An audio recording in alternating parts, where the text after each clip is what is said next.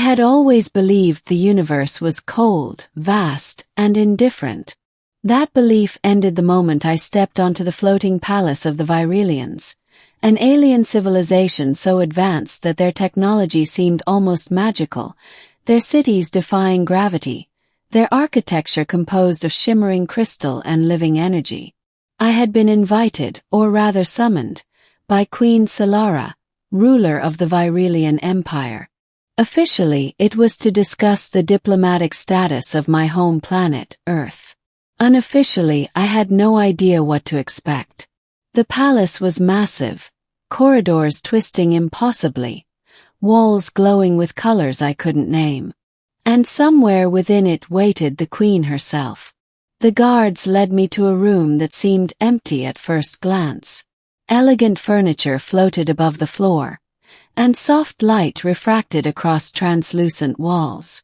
I was about to step further in when I heard it, the metallic click of the door locking behind me. I spun around. The guards had vanished. The door was solid, pulsating faintly with energy. Then she appeared, Queen Solara, tall, regal, and unlike any being I had ever seen. Her violet skin shimmered faintly under the ambient lights, her eyes glowing softly, and her hair floated as if underwater. Every step she took was measured, commanding. And yet, there was something in her gaze that was intensely personal.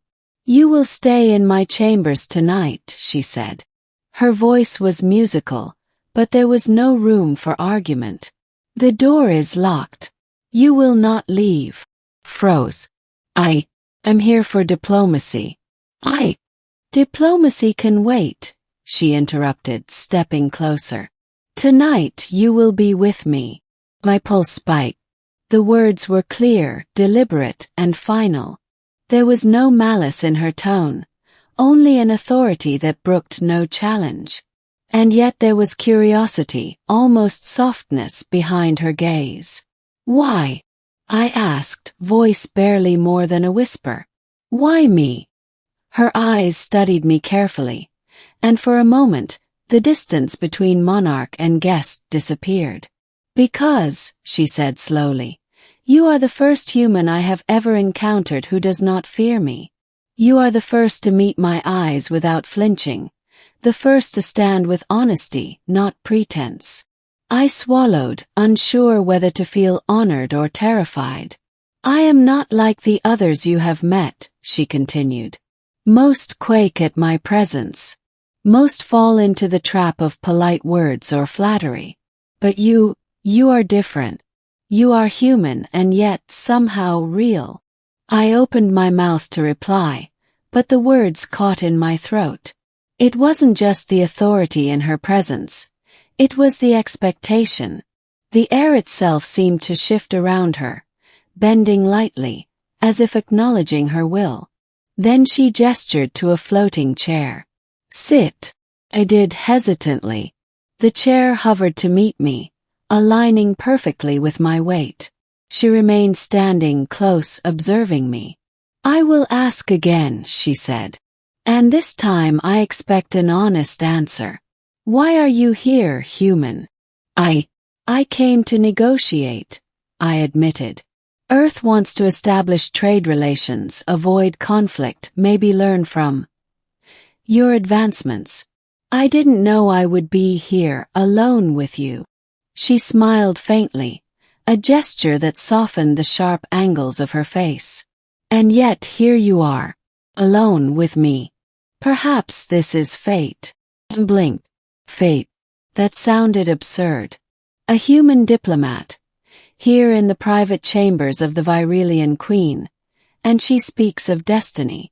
Yet, the intensity in her gaze suggested she meant it. She moved closer. The soft hum of energy in the room rose as if acknowledging her presence. "I am not merely a ruler," she said, voice lowering to a whisper. "I am the keeper of my people's secrets, their strength, their future. And tonight, I have chosen to share one of those secrets with you." "Chosen me?" I asked, heart pounding. "Yes," she said simply. "Tonight, You will learn what it means to truly be in my presence." Before I could react, she extended her hand. I hesitated, but curiosity, and something deeper, something inexplicable, propelled me forward. The moment our fingers touched, a warmth spread through my body, a resonance that was neither painful nor frightening but utterly disarming. "You feel that?" she asked softly. "The connection between us?" Yes," I said, voice shaking. "But I don't understand it." "Few understand it at first," she admitted. "It is the bond of proximity, of trust, of intent. It cannot be forced, yet it can be awakened." I felt a pull, gentle but undeniable, toward her. The rational part of my mind screamed caution. The human part of me, conditioned by lifetimes of logic and precaution, warned of danger. Yet the deeper, visceral part of me was captivated, drawn in by the gravity of her presence, by the power and vulnerability entwined in her being. She studied me for a long moment. Then, almost imperceptibly, she smiled. "You do not resist. That is rare. Most would shy away, frightened by what they cannot comprehend." "I'm not sure I understand," I whispered. "You will," she said, stepping closer. "Everything will make sense in time. Tonight is not about negotiation. Tonight is about understanding." And with that, she gestured to a set of floating cushions, luminous and soft. "Sit. Relax. Let me show you." I obeyed, unsure what would happen. As I seated myself, she sat across from me, the glow of her form casting patterns across the chamber. For a long moment, neither of us spoke. There was only presence, quiet understanding, attention charged with curiosity, power, and an unspoken promise. Then she began to speak, not of diplomacy, not of trade, not of alliances, but of her people, their history, their struggles, and the weight of ruling an empire that stretched across star systems. Her voice was both melodic and commanding, filling the room with images that my mind could barely comprehend.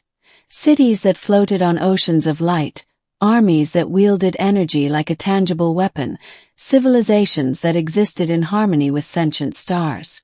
I listened, rapt. Every word revealed the depth of her being, her intelligence, and the burden she carried. And yet, amid the grandeur and the power, there was vulnerability.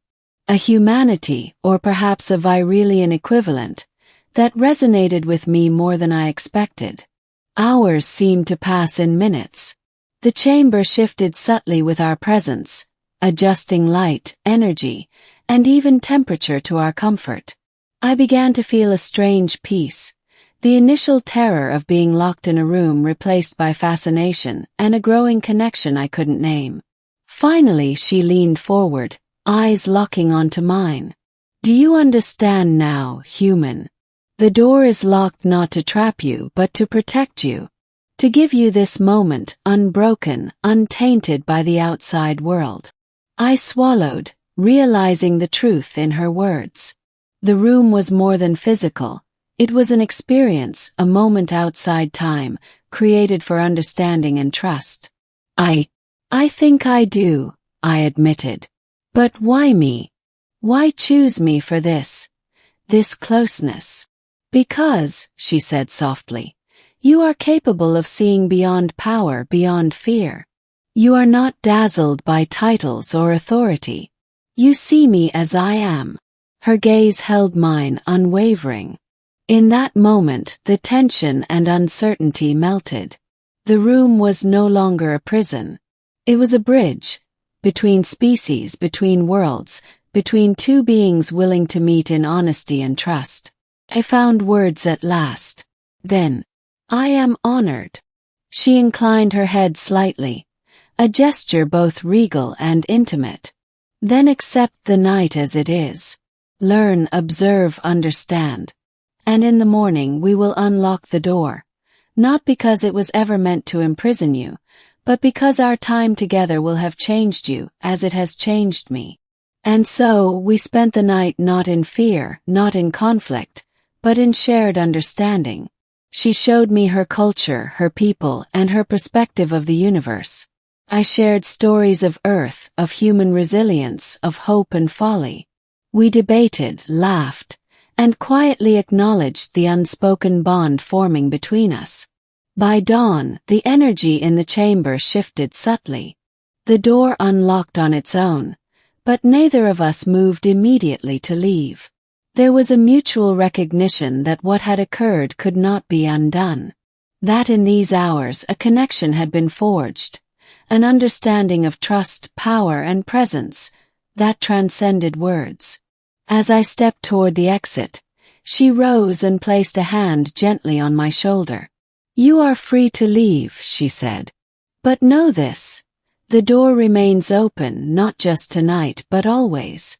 If you choose to return, the chambers, and I, will welcome you." I nodded, understanding the weight of her words. And as I exited into the corridor, the palace seemed to hum in quiet approval, as if acknowledging the bond established within those luminous walls. The Vyrelian queen had locked the door. But in doing so, she had not imprisoned me. She had opened a window into her world, her mind, her heart. And in that act, I had glimpsed a universe far richer, far more complex, and far more alive than I had ever imagined. For the first time in my life, I understood that true power was not in forcing others to obey, but in creating trust so profound that it binds willingly. And tonight, in that chamber with the alien queen who had once seemed untouchable, I had witnessed that power firsthand. The door had been locked. And yet, in its locking, it had freed us both.